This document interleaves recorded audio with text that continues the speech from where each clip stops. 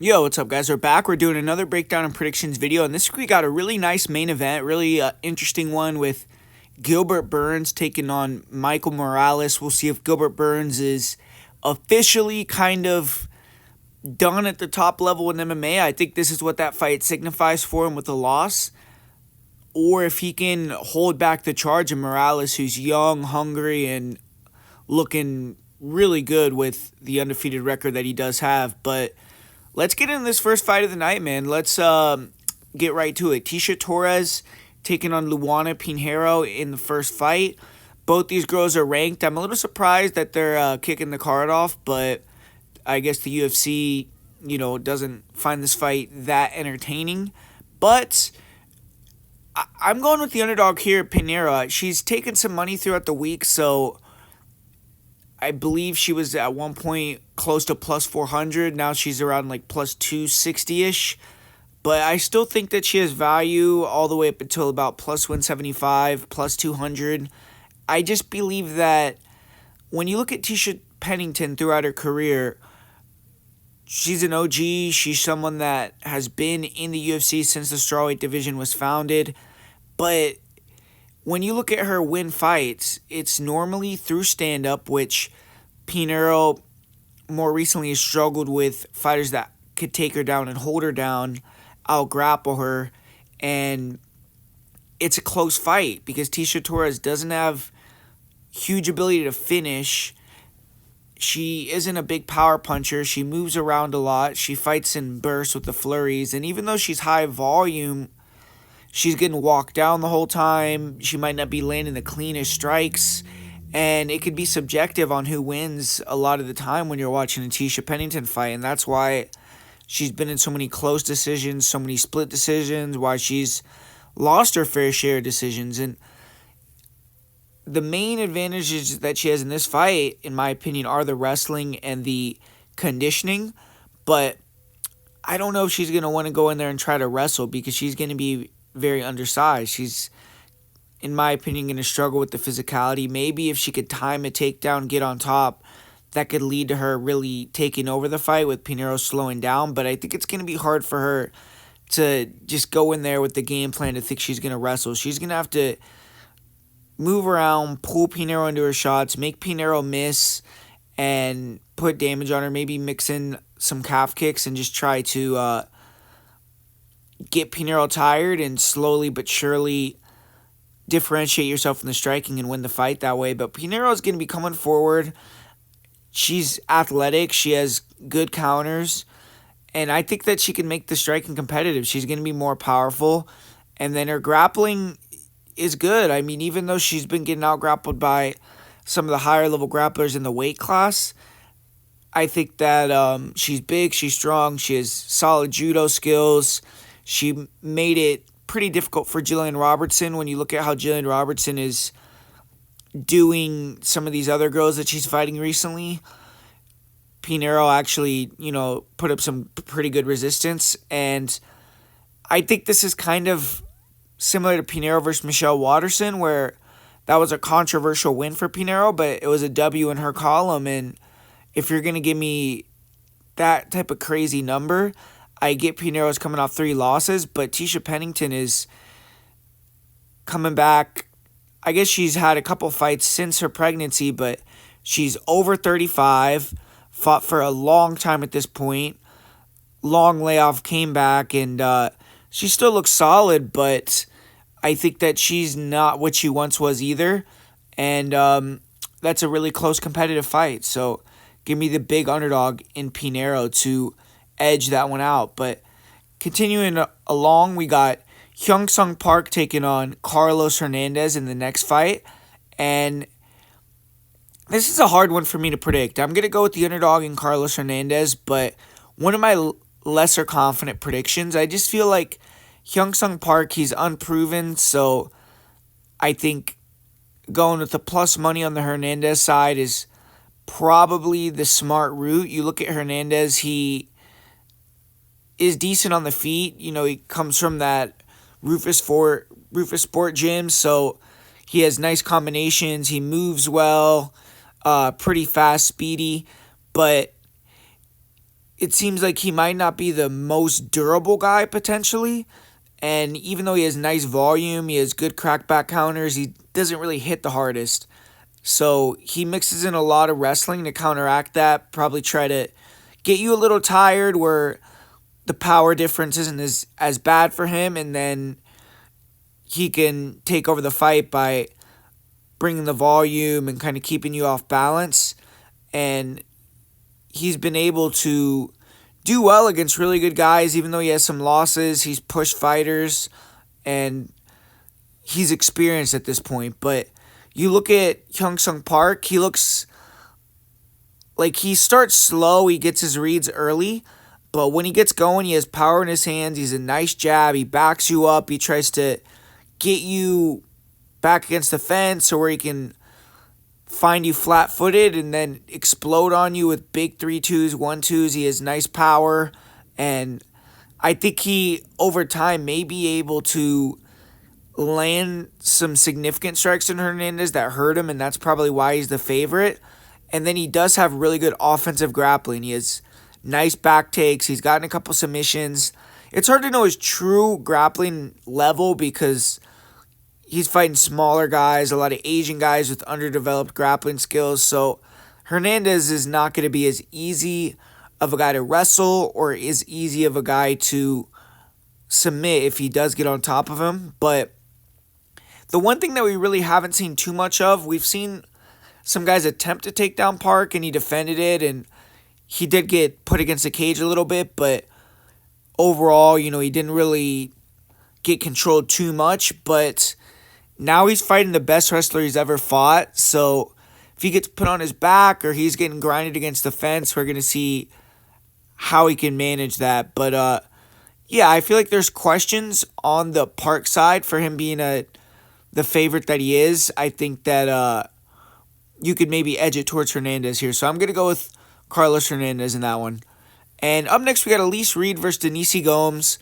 And this is a fight where I was originally kind of looking at Denise Gomes to Elise Reed to maybe win in an upset just because the line looked very wide. And I still think that the odds may be a little bit off, but the more I looked into it, I just feel like Denise Gomes is the side here. On the feet, Elise Reed is evasive. She has good ability to stick and move on you. She can get in a rhythm, and once she gets in that rhythm, then she's hard to beat because she'll get her swagger going. She'll sit down and throw some power in her strikes, and I feel like she doesn't have knockout power, but underrated sting in her punches and kicks at times, and good volume. She can keep it moving well, but the one issue she's consistently had throughout her career is the wrestling.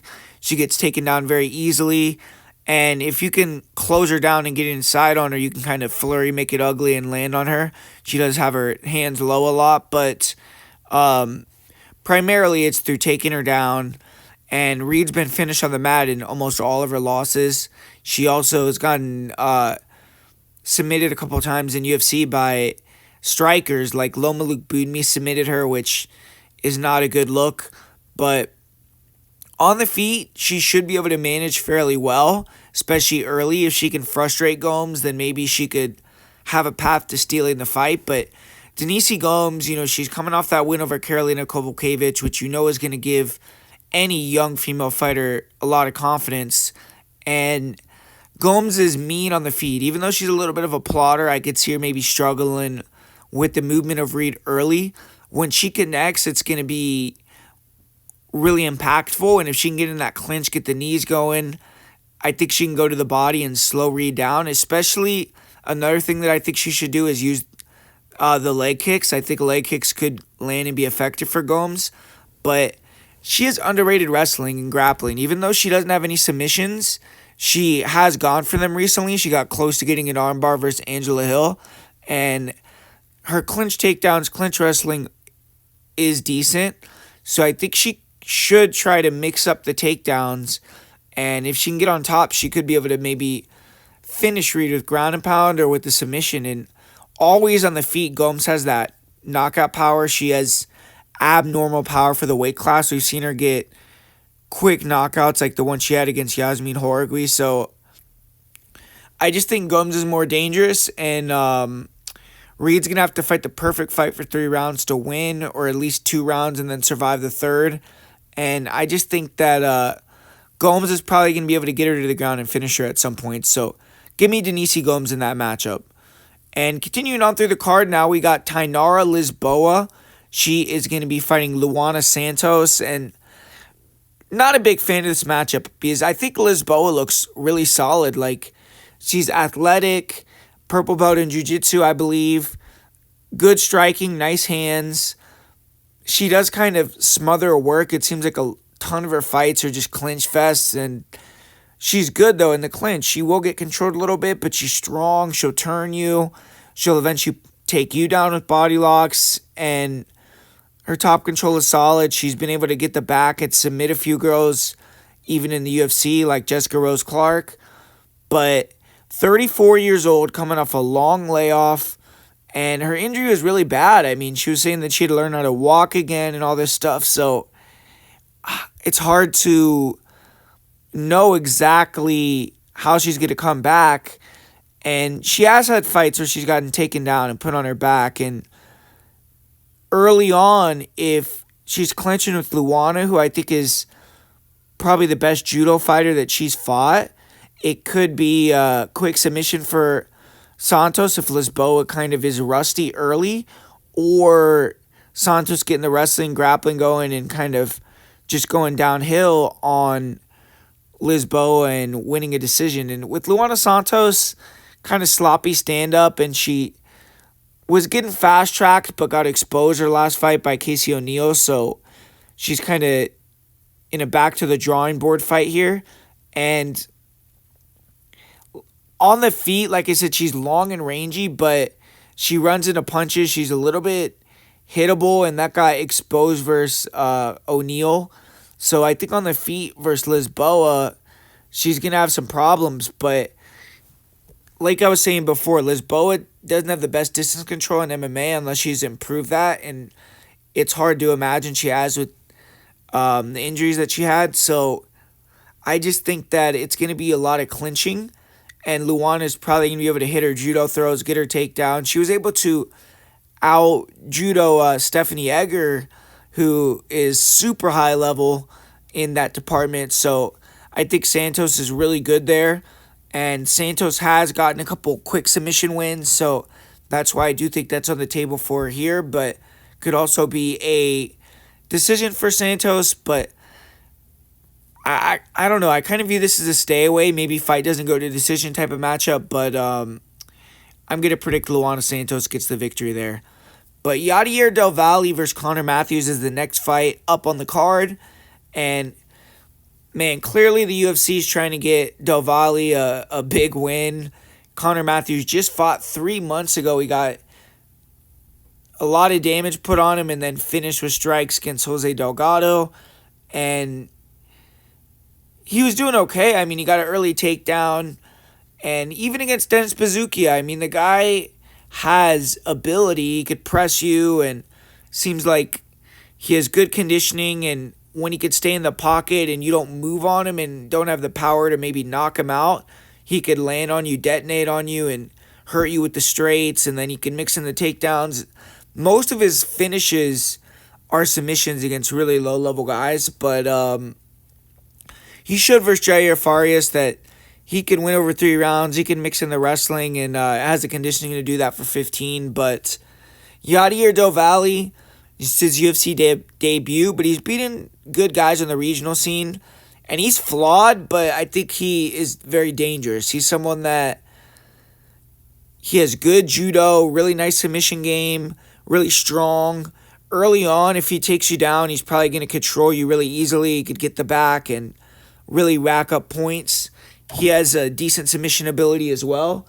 And then on top of that, he has big power in his hands and his kicks. Even though his striking is a little stiff, he'll really play the back foot a lot and lets guys dictate. But he'll throw big 3-2s. He'll sit down and full power with his hands. He'll throw big kicks to the legs, to the body. And when he connects, he can hurt you. And Connor Matthews, I think, is he's tough, but he's taken a lot of damage recently. I feel like Del Valle can rock him on the feet. And Del Valle's someone where it'll look like he's slowing down, and he is. I mean, he will get tired, but he'll have these bursts of energy where he'll come back on you, start walking you down, and he's a dog in there. So I think that he's a difficult guy to defeat. I mean, Connor Matthews is going to have his chance to be a little bit cleaner on the feet, slicker on the feet, maybe back up Del Valle, move in and out, land some big shots. Hope Del Valle gets tired, wastes his energy in his UFC debut, and Matthews can take over. But I just think Del Valle is probably going to have the power to hurt Matthews and be able to mix in some takedowns to control him too. So Del Valle hasn't been like a prolific finisher. Even when he hurts guys, he lets them off the hook a lot. So I could see a decision, but then again, with Matthews just getting knocked out 3 months ago, it could go either way. I mean, he could get flatlined here. So I got Del Valle, but a little bit hard for me to predict how that fight's going to end. I don't know if it'll be a finish or a decision win for Del Valle, but Jared Gordon versus Thiago Moises in the next matchup that we got here.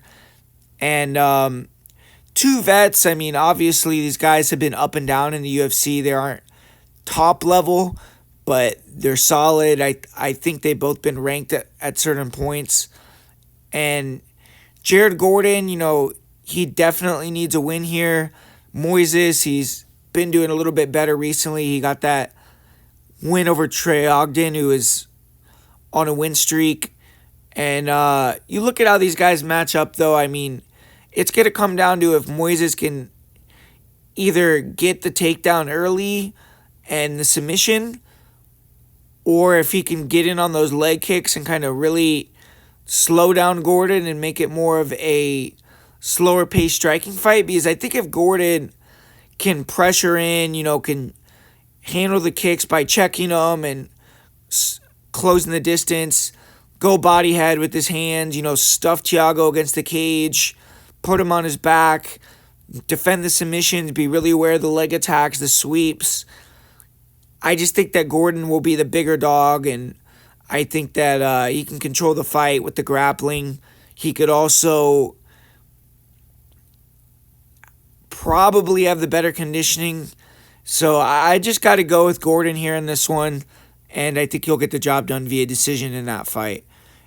And next fight we got on the card, Gabe Green taking on Mateus Camilo, and Gabe Green coming back off a pretty long layoff, dropping down to 155 pounds, and probably the weight class he always should have been in, but we're going to have to see how it affects his chin and his speed, everything like that, because he hasn't cut down to this weight in a long time. But he wasn't a big welterweight, and I don't think the weight cut was probably that drastic, but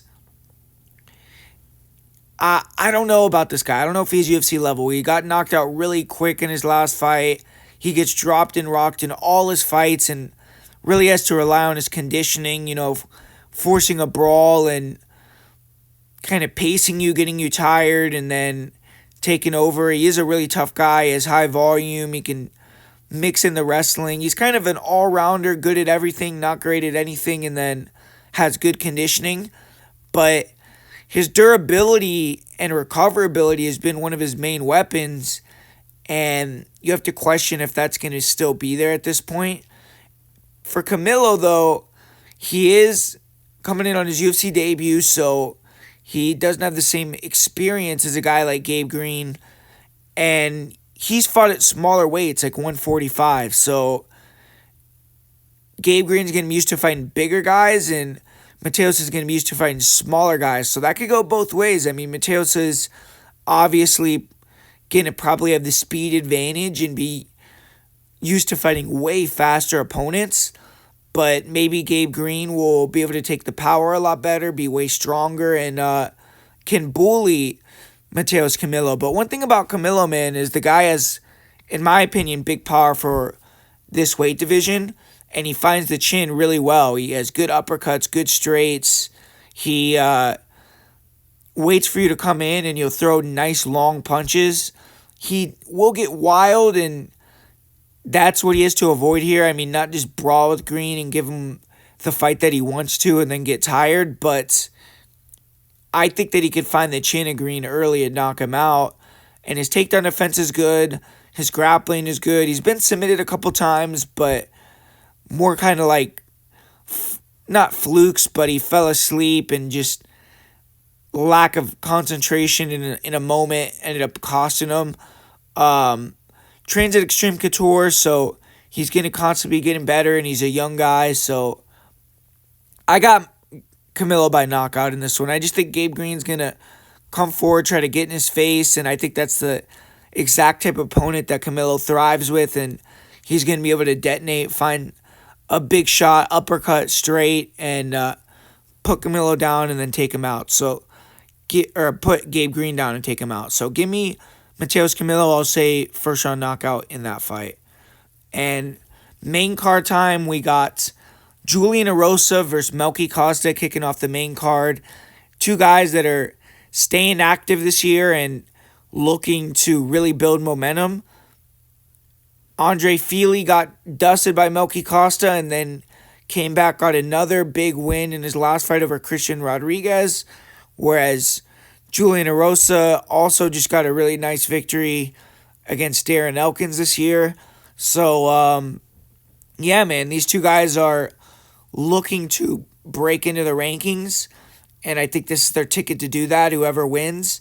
Julian Erosa, been in the game forever. This is one of these guys that's just, he's like Alistair Overeem in a way, man, where you just never says die. Not like the feats that he's reached, but he's been knocked out 8 times, keeps coming back, and it's like you can't kill him off. He might get knocked out 2-3 times in a row, but he'll come back and rip off another 5-fight win streak. So this guy's resilient, and if you can't finish him, he's probably going to beat you. And with Melky Costa, we got a more younger guy that's getting better every fight, that is very skillful, slick, athletic. Erosa is more like a long man, slow, skills, methodical. So it's a great clash of styles. And early on, obviously, Costa's going to have a major advantage speed-wise. If Erosa gets in the pocket with him, he's going to be super vulnerable. The kicks of Costa are really nasty. So Erosa, I mean, he's does this in all his fights, but he's going to have to, I don't know, I mean, like I said, he's always reckless in all his fights. So saying he shouldn't be reckless early, probably is going to fall on deaf ears. He's going to go out there and do what he does. But I think that, you know, we did see Steve Garcia kind of go balls to the wall and catch Costa. So I could see an opening there for Erosa doing that. But in my opinion, early, I feel Erosa should just pressure, stay at a distance, be smart, try to defend, not take the heavy damage where he gets finished, and get his reads, start to land, you know, a little bit on Costa, and then pick it up as the fight goes on, because Costa slows down. The guy gasses out in a lot of his fights, and I think that Erosa could pick it up on him and finish him in these later rounds. As far as the grappling goes with these guys, they're more opportunistic submission artists. Erosa, you know, you'll try to jump on the neck, so will Costa, but I just don't know if either guy is going to really mix in the wrestling here to give one another a chance to submit. So I just think it's going to be either Costa early or Erosa late. I think this fight's probably going to end inside the distance. But I'm going to go with the vet here. I'm going to go with Julian Erosa to figure this one out, pick up another big-time victory. I could see him blitzing and getting a really quick finish, maybe like he did against Nate Landwehr, or doing that secondary game plan that I said where he cooks Costa and gets the win. For Costa, I think it's more he's relying on a knockout and probably in the first, 7-8 minutes of the fight. And that's definitely live because Erosa, like I said at the start of the breakdown, he's been knocked out 8 times, 7 times or something like that. But I just think he is really good, man. And if he doesn't get finished, he's probably gonna end up finishing you. So that's what I see happening. Give me Julian Erosa in that fight. I'll say third round KO TKO or club and sub submission. But Dustin Stolfus versus Nostin Ruzabov in this next fight, and Stolfus is a good fighter, but I think this is a bad matchup for him. You look at Stolfus style wise, very plotty. He super flat footed. And I think he struggles closing the distance. He is good in a brawl. I mean, we saw that in his last fight, especially with Marc-Andre Barriault. If you sit in the pocket with this guy, he's going to potentially find that big lead hook or a big right hand and put you down. But he has decent kicks. I just think that he is slow, and if you could snipe him from range, he can run into strikes like Abus Magomedov, Bruno Ferreira. We've seen it a few times. Even his fights that he's won, some of them he's gotten clipped trying to close that gap. And he is a good wrestler, but he's not like super explosive where he's going to close the gap and double leg you or get in a clinch. He kind of relies on you making a mistake to close that distance, and then he could take you down, and he's a strong grappler. But Ruzaboev, really long-rangey guy. He proved a lot to me versus Eric McConico. I was a little down on him after the Buckley fight, but he kind of showed me that he is a good prospect, I feel like. And he's training with Henzo Gracie Philly. It's a really good grappling camp, which I think that those guys are similar to Stoltzfus as well, where they're more boxing heavy and they try to use the boxing and their power in their hands to get takedowns and then go with the grappling. So Ruzabov should be used to this style, and he's super long rangey, like I said, very fast 1-2s, nice knees up the middle. I think he's going to land something on Stoltzfus as he tries to close the distance. And Ruzabov is good at controlling the pace, maintaining his energy fairly well. Even though he has a lot of early finishes and doesn't do well after the first round, I think he's the guy with the better conditioning here. And even if you take him down, his submission game off his back is threatening. So Stoltzfus, you don't have to be worried there. So ultimately, I just think Ruzabov is going to catch him in probably the first or second round. Another thing about Stoltzfus that I don't like is I don't think he has the best cardio. So I think Ruzabov could capitalize on that too. So give me Ruzabov here in that matchup there. And next fight we got on the card, Sadiq Youssef taking on Myron Santos. Good fight here. Sadiq Youssef coming back off of pretty significant layoff, and he's been acting, doing other things, but back in the fight game. And he's not old. He's only 31, but like I was saying on the early preview on Monday, I feel like he has regressed a little bit. He's not quite as athletic as he used to be, and hopefully he comes in here maybe in this fight with renewed vigor. He's a little sharper. I feel like his last performance was obviously really bad, where he got finished early versus Diego Lopez, but even versus Edson, I feel like he didn't look like he was as fast as he was maybe in previous fights, but he's fighting the young gun here in this one. The most recent Ultimate Fighter winner, 24-year-old Myron Santos, training in Vegas.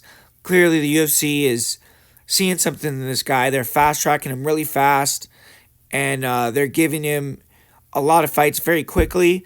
So I think if Myron wins this one, we're going to see him pretty soon against another striker, and he's going to try to progress up the rankings. And his last fight left a bad taste in a lot of people's mouths because I think most people felt Francis Marshall clearly won the fight, and he didn't get the decision. Myron Santos was given the nod, got the win, and I don't know if they're holding that against him in this matchup or what, but I do feel like the line is a little closer than I would have expected. You know, with Sadiq coming off a layoff, being older, I guess he has fought very high-level competition, whereas Santos hasn't, but matchup-wise, I think it's a good matchup for Myron potentially because he's a sniper. He's good at catching you as you come in.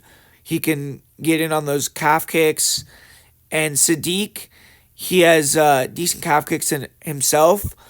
He has a high guard. He'll try to walk you down and get you to exchange with him where he's really durable. He has fast hands. And then he can mix in some wrestling. But I feel like Myron is going to move. He's going to pull him into power. I think Sadiq, with the layoff, you don't know if he's going to be a little bit slow off the rip. Myron could potentially take advantage of that. He just fought. And I think that Myron is going to be able to defend the takedowns better here. He's going to have improved that after the Marshall fight. I think that he's going to be able to control the pace, be the more durable guy, be the more, I don't know about more powerful, but I just think his strikes are going to be more impactful against a guy with a weaker chin like Sadiq. And I think Myron can knock him out here. So I got Myron Santos in this fight here in this matchup. So Myron Santos for me over Sadiq Yusuff. And we got the co-main event now. We got Paul Craig. He's going to be fighting Rodolfo Bellato. And interesting fight here. I mean, Paul Craig coming back up to 205 where he did the majority of his damage in the UFC. His last 3 losses were all at 185 pounds. So to save his career, he's trying to move up, get the win, get another contract. And, the guy that's the current champion, he has a win over him. So that's always going to be in the back of Paul Craig's head is some added motivation. And Rodolfo Bellato, he is coming off that draw against Jimmy Crute where really sloppy back and forth fight, but gained him some experience. And he's not the best fighter, but he's someone that you could tell that he tries hard. He has pretty solid conditioning and some power, decent skills everywhere. He has the potential to be good, but I think he's still getting there. He's still really green and not polished. But Paul Craig, I mean, we all know kind of how to beat him at this point. You have to keep it on the feet, outstrike him, not go in his guard where you could give him the chance to submit him. Paul Craig on the feet is really kind of just going to be throwing feeler kicks. He doesn't have a lot of danger, and then he's very hittable. He's slow. But versus Bellato, I mean, I do feel like the striking could be competitive because Bellato, very hittable. He's going to have to close the distance in that range. I think that Craig's going to be active with the kicks. If Bellato gets inside and flurries on him, lands on Craig, you could see him hurt him. But I'm not sold on Bellato, his takedown defense. I think Paul Craig maybe could even double leg him. And if Paul Craig takes down Bellato, he could submit him.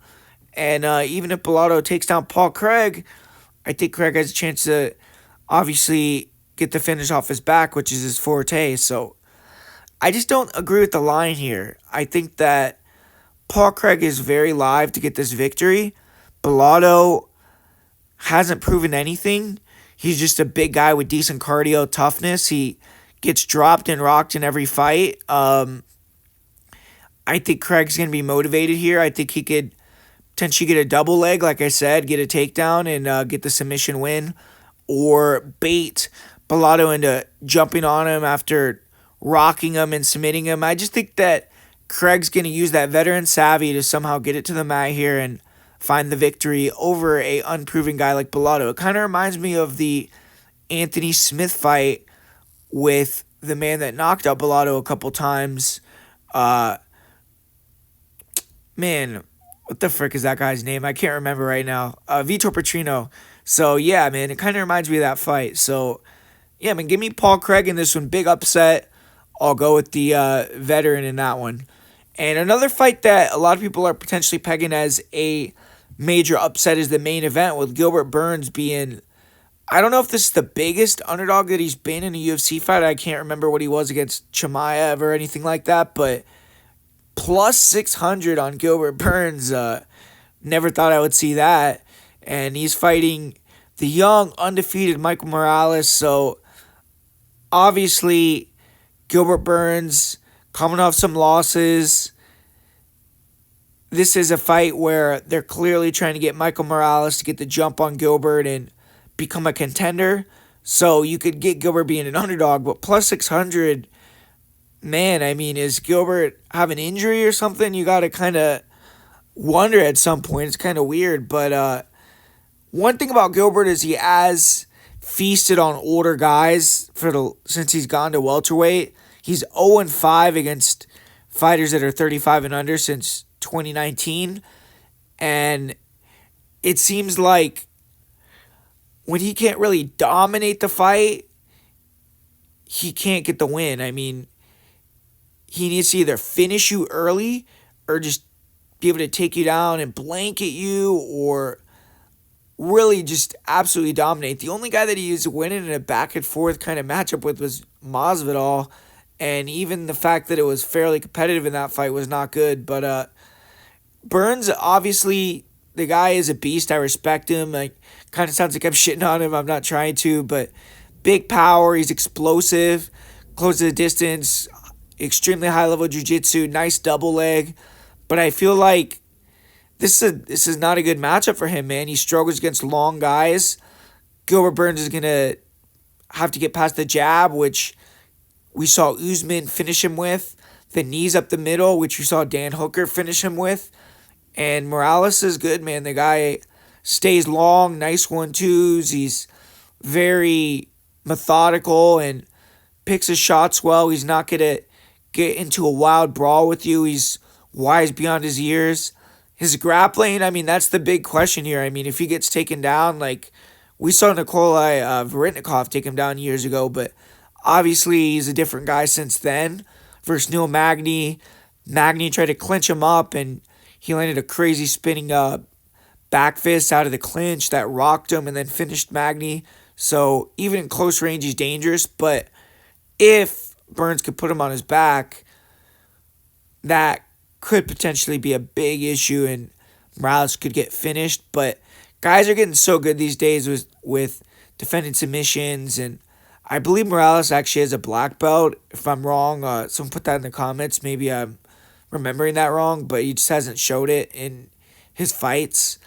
And so he should be able to probably at least defend if he gets taken down, get back up. And over 5 rounds, you have to think that he's going to land that big jab. He's going to land that big knee up the middle, and he's going to be picking at Burns. And Burns is a really tough, durable guy. He's only been finished twice in his career, I believe. But I just don't see him winning this one. I could see him pushing him, going to decision. He's going to fight hard. He's going to be Gilbert Burns, but 38 years old. I just think he's going to struggle, man. Unless he could really dominate and expose Morales as a fraud in the grappling acumen, and where Morales has to really go and work hard on that, I think that Burns is going to struggle. I mean, Burns did take down Jack Della a bunch of times, but I do believe a lot of that had to do with Jack Della having a broken arm. And even with the broken arm from Jack Della, he couldn't capitalize and get the win on him. So, yeah, I'm going to Morales here. And ultimately, I'll say it's a decision. So, there you have it, guys. It's a full card breakdown and predictions for UFC Vegas 106. Hopefully, you enjoyed the video. Hit the like button, put a comment down below. As far as my most confident pick on this card, there's quite a few big favorites on this one. I mean, I guess I would say Denise Gomes as the my most confident pick, but for the parlay of the week that I'm going to give you guys this week, I'm going to do a parlay with Yadier Del Valle, do a parlay with Denise Gomes, and then add the fight doesn't go to decision in the Stoltzfus versus Nursulin Ruzaboa fight. So there you have it, guys. Thanks for watching. I'll be back soon doing another breakdown prediction video, and I'm out. Peace out.